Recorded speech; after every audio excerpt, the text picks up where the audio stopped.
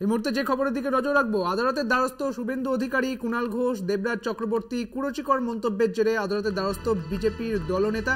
নিম্ন আদালতে নোটিশ খারিজের আবেদন করে মামলা করা হয়েছে। মামলা এমপি-এমএলএ কোর্টে পাঠালো হাইকোর্ট।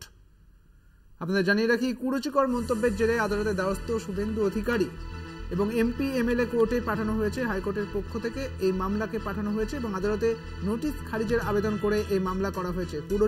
কুরুচিকর মন্তব্যের জেরে এই মামলা করা হয়েছে। কুণাল ঘোষ এবং দেবরাজ চক্রবর্তীর কুরুচিকর মন্তব্যের জেরে এই আদালতের দ্বারস্থ হয়েছে বিরোধী দলনেতা।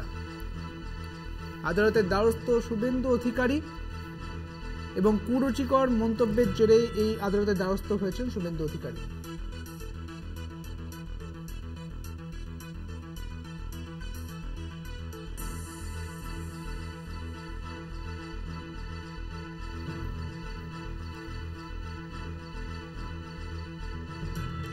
দেবরাজ চক্রবর্তী কুরুচিকর মন্তব্যের জেরে এই আদালতের দ্বারস্থ বিজেপির দলনেতা।